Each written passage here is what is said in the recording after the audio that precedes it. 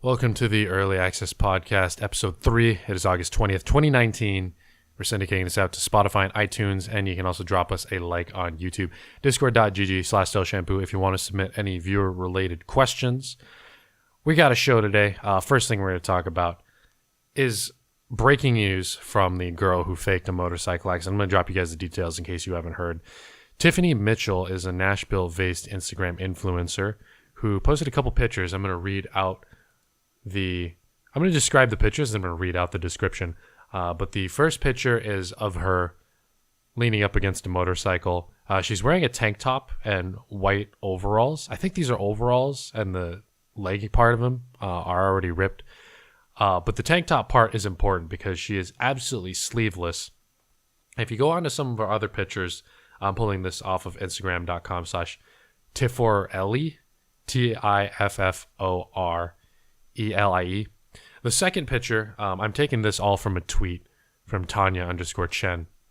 But the pictures also show, the second picture depicted in the tweet is her laying on the ground with the motorcycle helmet off. And then the third picture, this is the one that got everyone pissed off. It's once again her laying on the ground with the motorcycle helmet off. She's holding her head. A guy is crouching right next to her. And there is an extremely tactically placed, seemingly almost full bottle of SmartWater right next to her helmet. It is front and center, very hard to miss. And then there's some kind of canister, which I don't think is part of the plug. The SmartWater is really the thing that stands out. And the fourth picture is her friend helping her up off the ground. Her friend, of which, by the way, is clearly not a paramedic. And looking at the picture, you can really see her left arm exposed. That's the arm that she claims that she was sliding across the ground on. And it looks absolutely fine.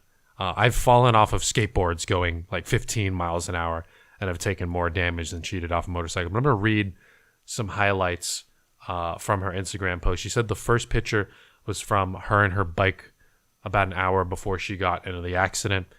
At 7:30, she was on a secluded 2-lane stretch, misjudged a curve, took it too fast, and her bike went off the road. It slid through the grass and she hit the pavement.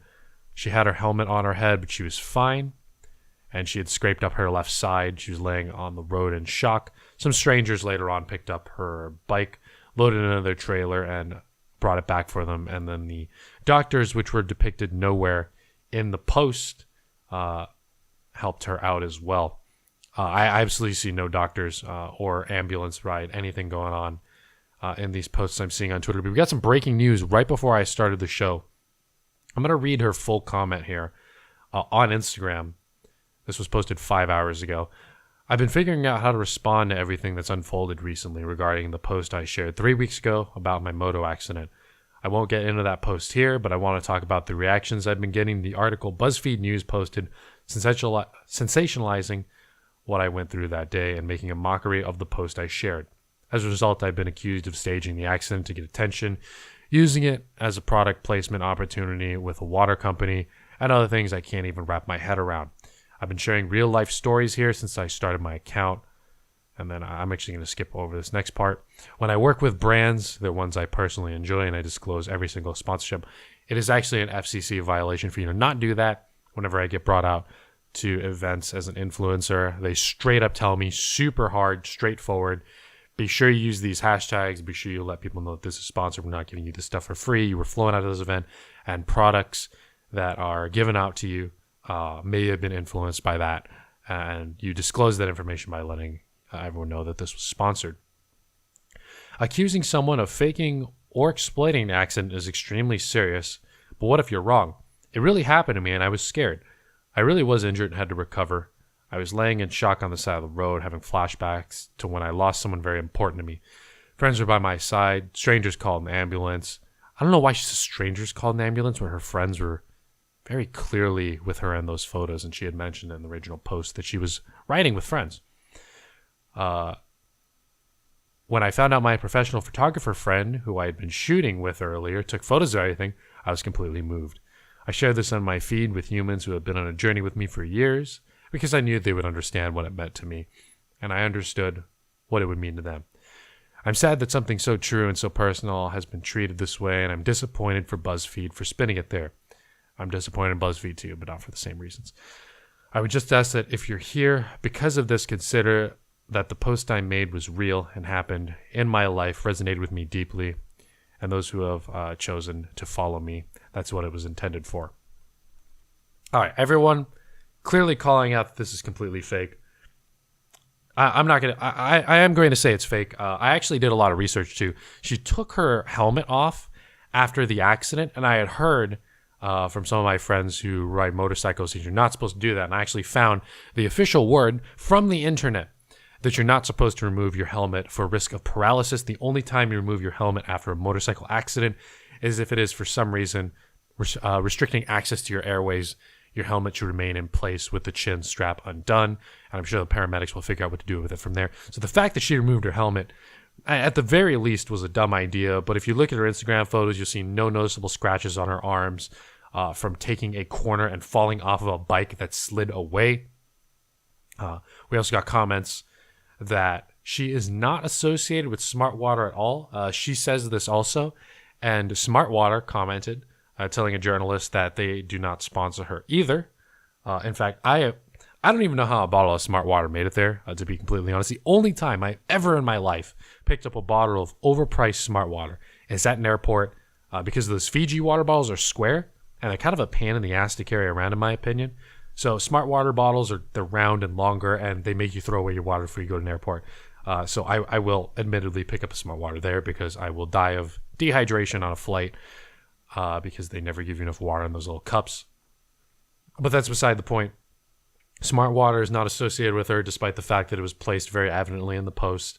There have been times before where influencers have lied about being sponsored for certain things, because being sponsored is a sign of being popular and being important. SmartWater was not a brand endorsement, she said, and they weren't endorsing her. Also, she said, quote, "Nothing about it was staged. Nothing about it was sponsored. No brand work being done at all." The SmartWater bottle was surprisingly also undamaged. I don't know if she was the one carrying it around on her motorcycle when that dropped. But here's the thing. I don't think she's this stupid. And this could be me being stupid to ignorant to other people's stupidity. But there's no way that she thought people would buy this, right? There are no scratches on her arms at all. Her clothes are completely fine. No road rash whatsoever. If you look at the pictures of her laying on the ground, her hair is completely fine and intact. I really think that and of course Occam's razor is that she actually is stupid and thought people would buy this.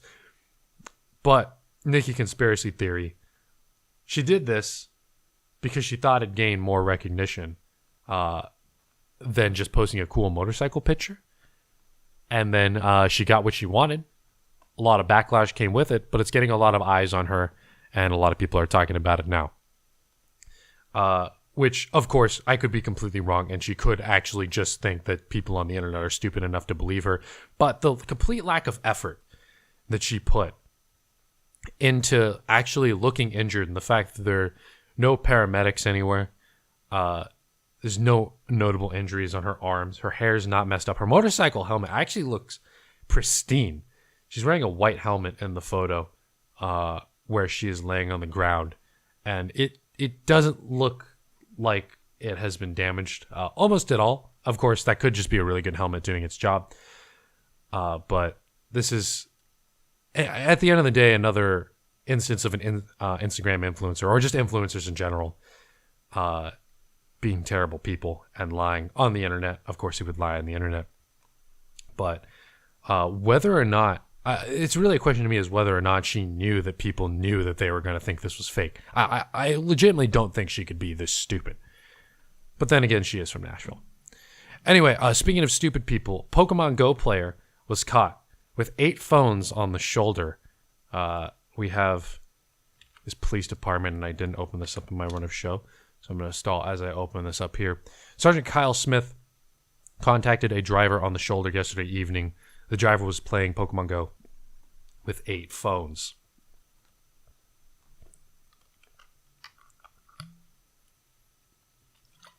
Give me a second here, Keeler. Keeler, can you tell a World War I fact real quick? Okay, I haven't pulled it up. Let me go grab one. I had to take a sip of water. I'm losing my voice. Yeah. All right, so random World War One fact. I guess a new segment in the show here. So, in the beginning of the war, Austria-Hungary declares war on Serbia, and that begins the whole conflict that would last for 4 years. And so, Austria-Hungary was a very diverse empire with multiple nationalities and old nations that were kind of absorbed into it. And as a result, they also have multiple rail lines with different gauges that are all incompatible with each other and different trains themselves. So when they mobilized, they had to put all the soldiers on trains to bring them down to the south to go fight Serbia. And they mobilized with trains that would go at the speed of the slowest train in order to not have conflicts with rail switching and whatever. And so all trains went at around 10 miles per hour, which is an incredibly slow speed. These trains were basically inching along the tracks as they slowly went down south carrying soldiers and supplies and other things. I can run faster Random than fact. that for brief periods of You time. could. The things, you just can't carry things on it. You know, they could have marched probably at the same speed, but they can't carry all the stuff. All right, so Anyways, back to you. I spent that time Googling where this tweet came from. It was from Washington State. Sergeant Kyle Smith contacted a vehicle on the shoulder yesterday evening. He was playing Pokemon Go with 8 phones. The driver agreed to put phones back in the back seat and continued his commute with 8 less distractions. Here's the thing. A lot of people are missing in the comments of this tweet. This guy was actually pulled off on the shoulder, and he was playing Pokemon Go. There was a gym on the freeway, and he was doing a Rayquaza raid, which is why he had 8 phones, and he was catching the Rayquaza. Now, he's already at the Pokemon catch screen. I play an absurd amount of Pokemon Go, for those of you who don't know. And also you can't raid while driving. If you get too far from the gym, it'll kick you out.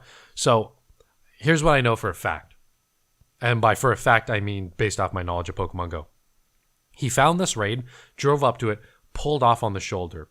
The raid takes 2 minutes to start, and with 8 phones, I would assume it only took him, depending on how strong a Pokemon he used, but I wouldn't be surprised if it only took him, say, a minute and a half to finish the raid, right? So this man was pulled over on the shoulder for about, I'd say, 4 minutes. Then he has to catch all the Rayquaza. That may take another couple minutes. He was on the shoulder for maybe about 6 minutes tops, depending on how long and how good he is at catching Rayquazas and how often he throws his balls and all that stuff. What people are missing in the comments of this tweet is that the driver was not playing Pokemon Go while actively operating the vehicle. He was pulled over on the shoulder.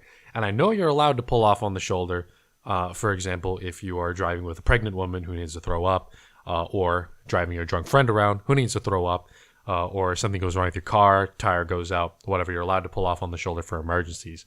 This probably doesn't constitute an emergency, and I was looking up whether or not, I'm no lawyer, you are allowed to pull over on the shoulder and play Pokemon Go.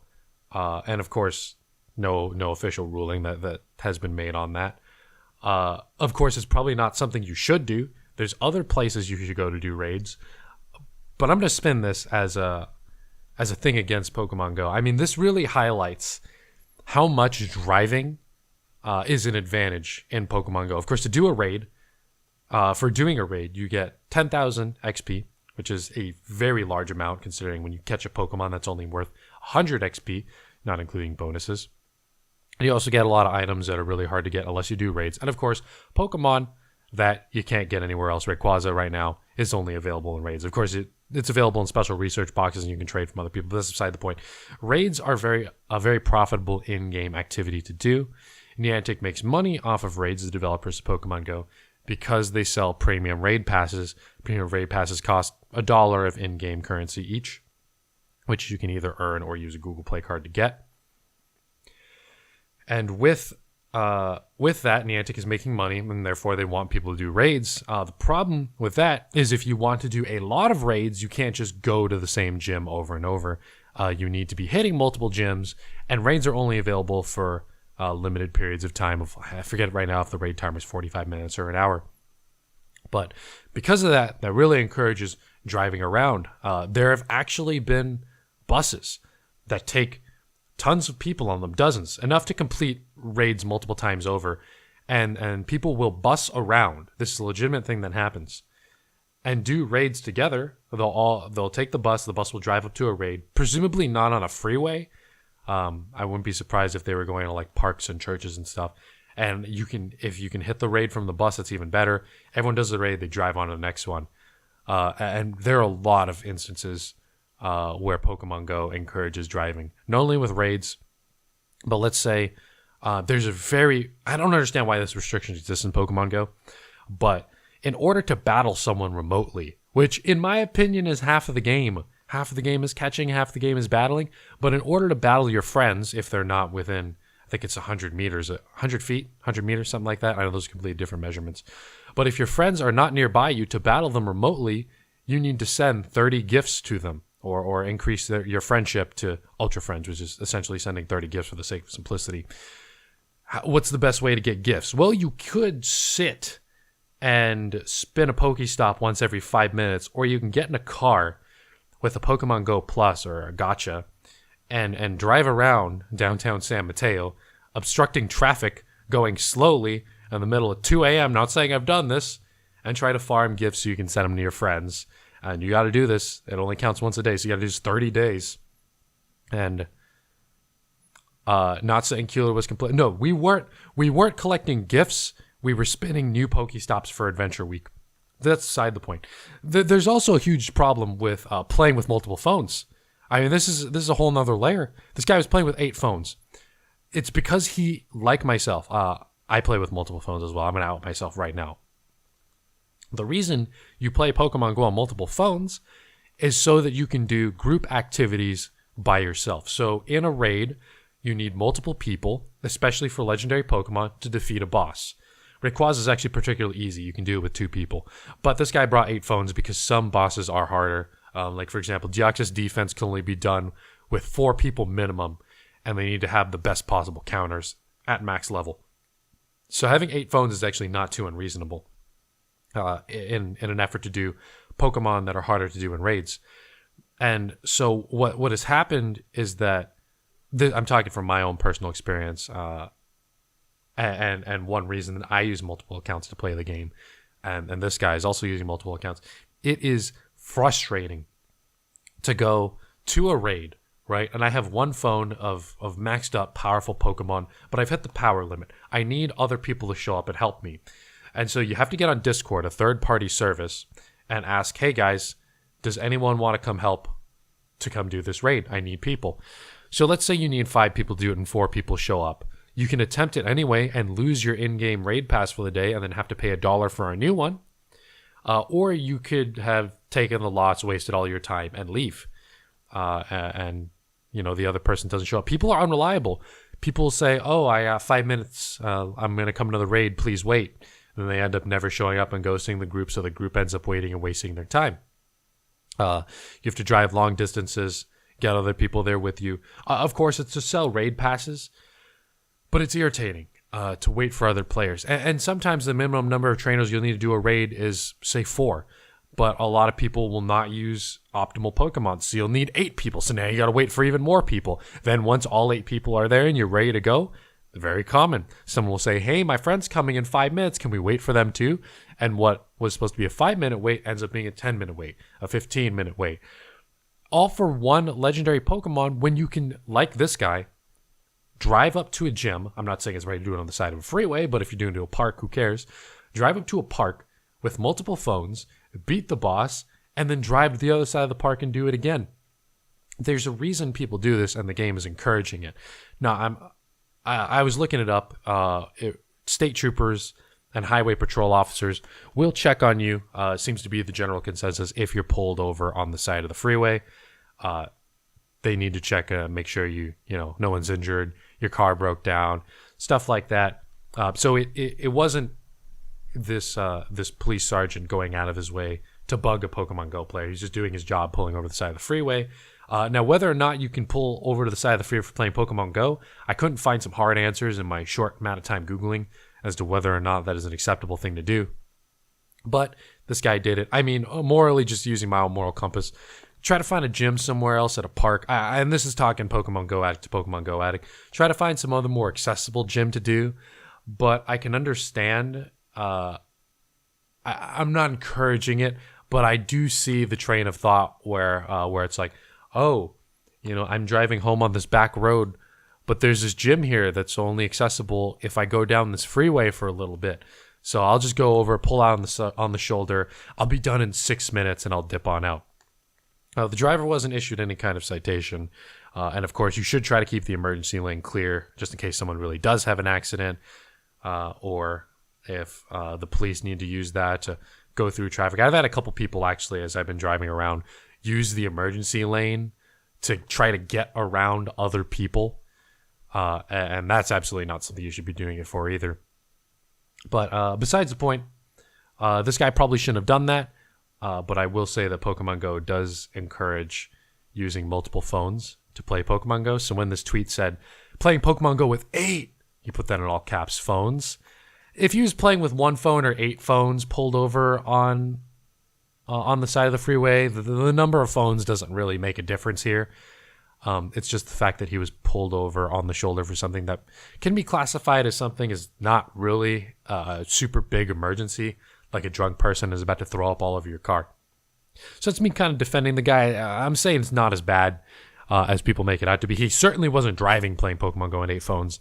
The number of phones isn't really relevant to the conversation, but I still don't think he should have pulled over on the side of that anyway.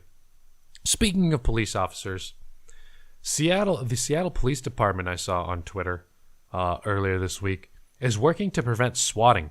So this is something, it doesn't even seem like you need to go online, you don't need to go in person to do. The Seattle Police Department, if you go to seattle.gov/police/need-help/swatting, I mean, I really just Googled Seattle Police Department swatting. But the Seattle Police Department is providing a resource to let prominent broadcasters in the area let the police know that they could be in danger of swatting, and to keep the police and the potential swattees, the people who are going to get swatted, safer. So for those of you who don't know, swatting is a terrible prank, I guess. I don't know if prank is the correct word, but it's a terrible thing to do to someone, where you pretend to be a broadcaster or anyone who is typically more well-known on the internet, and you call the police claiming to be that person, and you say, this is my address, I have hostages, if you don't show up with $50,000 within the next 30 minutes, I'm going to start popping heads. And there have been numerous accounts of swatting in the past couple of years. I actually wrote a report on this, like my sophomore year of college, and some friends who are not super close friends, I'm not telling my best friends, but content creators who I've spoken to and know actually, and have spoken to before, have been swatted. It's a legitimately dangerous thing where police come in expecting a legitimate hostage situation or something, that where someone's life is actually at stake. So what people do is they'll call up as a prank and say, hey, I have a bunch of hostages here. I'm going to start executing them. The police come in expecting to have to deal with a super tense situation where people's lives are at risk. And so what the Seattle Police Department has done, and probably other police departments should start taking note here, is that you can register online as a broadcaster and say, hey, there are people who mess with me online. It is likely that this very common prank, unfortunately, is going to be pulled on me. And so just in case that this happens, here's my address and my name.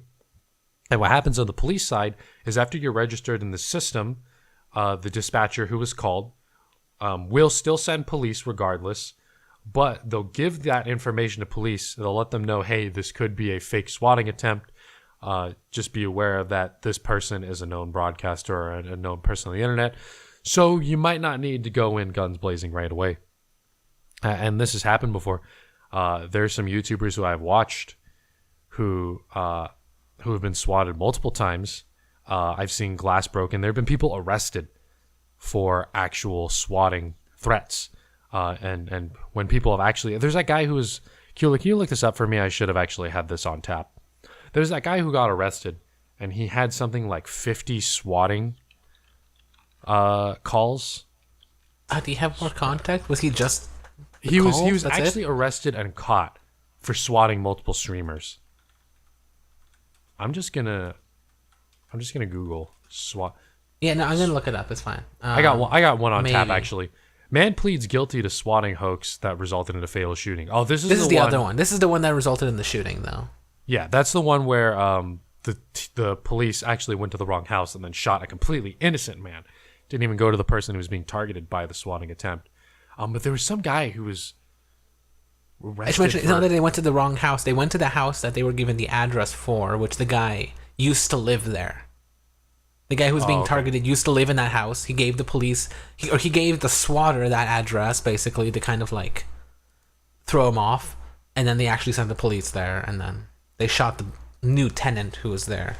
I actually found the... Still awful. Still an innocent man was killed. Still terrible. I actually found the article that I was particularly referencing. Okay. This is from March 30th, 2019. Swatting prank caused a man's death. Now he'll serve 20 years in prison. His swatting prank caused a man's death. Now he'll serve 20 years in prison. Not sure if I really... that headline was written a little confusingly. But March 30th, 2019. So this is really recent. 20 years in prison for that guy who... the police officer was the one who pulled the trigger. But for the fake call, that guy's serving 20 years. So it's good to see police departments now starting to take this kind of stuff seriously. And the Seattle Police Department is the first to take advantage of it. And, of course, LA is the big place where a lot of influencers and content creators are. But Seattle is probably still top 5 if we're talking places in the United States where there are a bunch of content creators. I know a couple people personally up in Seattle. So good on the Seattle Police Department, and I hope some other people follow suit. All right. People are probably... I don't know if you're a longtime viewer of me. I don't know if you're expecting this opinion from me, but I actually really like what the Respawn developers did here. The Apex Legends developers, which, by the way, Respawn is premiering an upcoming virtual reality AAA shooter at Oculus Connect 6, and I'm working on getting my Oculus Connect 6 ticket, so I'm excited to see what the Respawn developers are going to do, and I actually like them a little bit more after this incident. The Apex Legends developers released a big microtransaction system in Apex Legends that a lot of people were really angry about because it costs a lot of money to get very desirable items. The Heirloom Axe, which is an exclusive melee weapon in Apex Legends, costs, if you want to buy it, $158.21, which, I did just spend $150 on Pokemon cards today. But, I don't know, an Heirloom Axe for $150, one in-game melee item versus like a ton of Pokemon cards. I don't know. That still seems insane to me. So what happened was the Apex Legend developers went on Reddit. A lot of people were lashing back. They did not like this new microtransaction system, which I actually looked carefully into this, and there's nothing that impacts gameplay. It's purely cosmetic. There's no additional weapons like Blackout does. Call of Duty Blackout, the Blackout stashes, and all that stuff. They actually have weapons in Call of Duty Blackout that you can get through microtransactions. That might not necessarily get you an advantage, but you wouldn't have that as a free-to-play player. When things are kept to cosmetic only, I really don't care. I did just say that axe costs an insane amount of money, but ultimately it's cosmetic and it doesn't actually impact your performance in the game, which is, as a sweaty tryhard, as we've established, what I actually care about.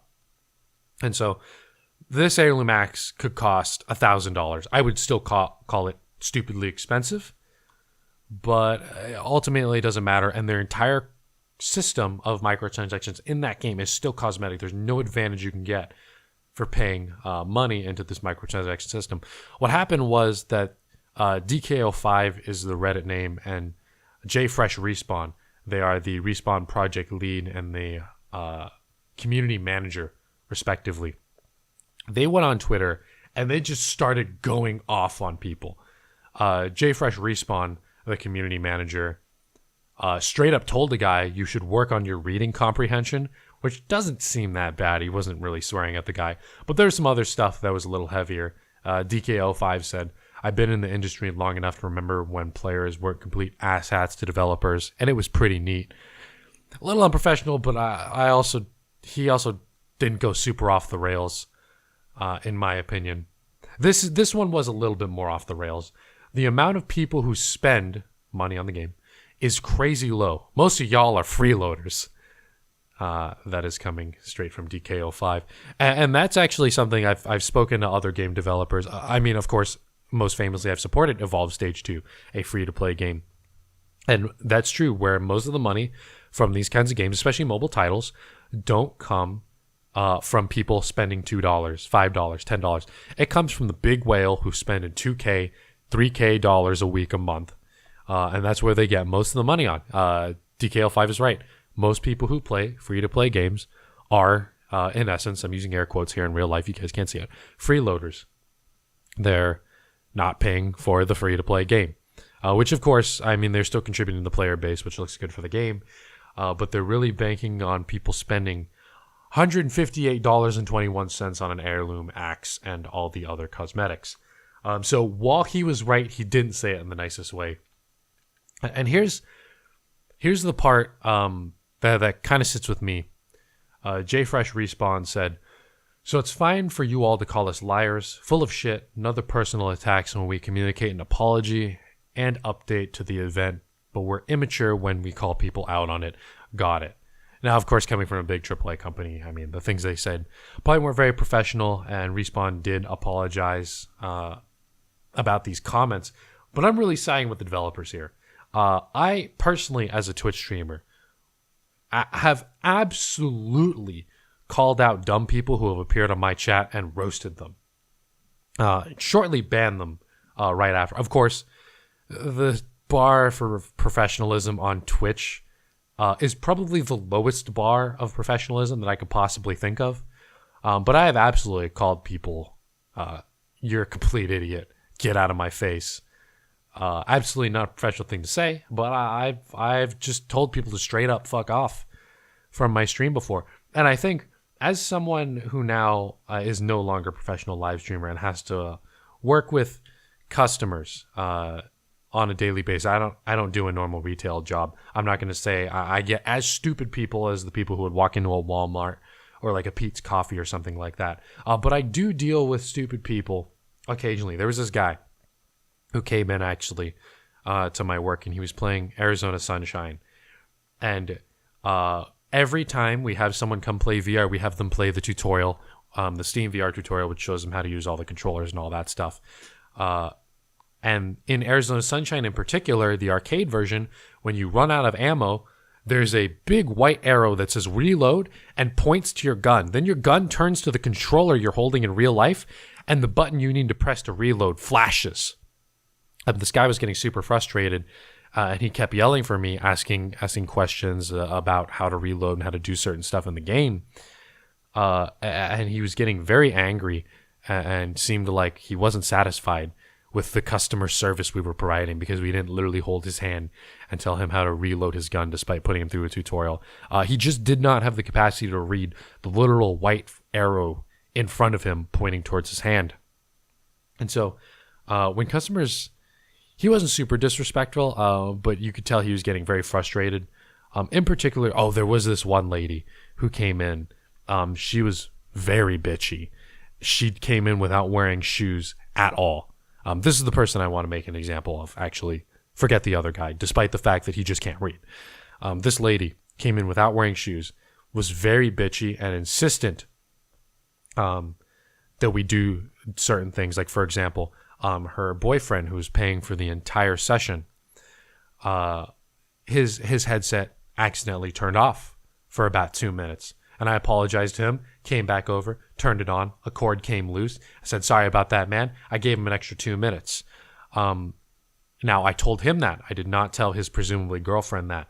So the girlfriend came up to me and said, "Hey, can we get some sort of compensation?" He was having problems with his headset. He was being completely cool about it. And she's like, "This is unacceptable." She's being very rude to me. And like, we need some kind of compensation. And the boyfriend actually backed me up and said, "Hey, it's fine." He gave us a time back. It wasn't that big of a deal. I didn't really think it was that much of a problem. He ended up paying for the whole thing. But also, I don't want to gloss over the fact that bitch came in without wearing any shoes, which I don't know why you're walking around Northern California, any Northern California city, without shoes. But that was absolutely disgusting. I should have kicked her out immediately. I unfortunately didn't notice until one of my coworkers asked why she wasn't wearing shoes, because when I was helping her at the front desk, I didn't look at her feet. And then when she was already playing VR, I didn't realize that I thought she had taken her shoes off to stand in the station. But that wasn't the case. She's actually just a disgusting human being. So I can respect the developers clapping back at stupid people and people calling them out. I mean, of course, they're getting straight up death threats and hate on Twitter. People harassing them nonstop. I just have to deal with, a dumb customer for a couple minutes. But I would support a culture moving towards being able to tell people to fuck off. Not particularly for myself, but for my friends who work in particularly fast food or retail or at a coffee chain or at a mom and pop shop. There's that phrase, the customer is always right. And people misconstrue that phrase. I'm stealing this straight from Drifter's video, but I had heard it before,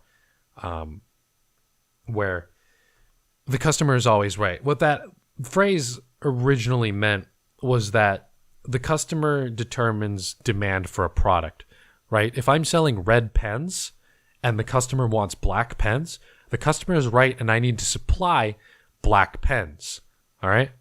What that does not mean is that if the customer comes into my McDonald's, eats all 10 of their chicken nuggets, and says, these were disgusting, I'd like a refund, the customer is not right in that they should get a refund. They should be told, you're an idiot, fuck off. People who are working and have to deal with these kinds of people should really be able to tell other people to fuck off more often. And that's where I side with the Respawn developers. I mean, it was a little unprofessional. They did call the player base asshats and freeloaders.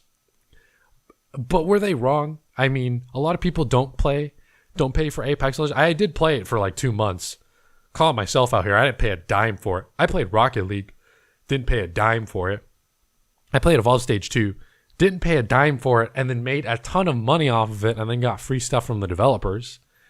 I haven't been an asshat to any developers. I really keep my relationship with those guys good because they do treat me very well.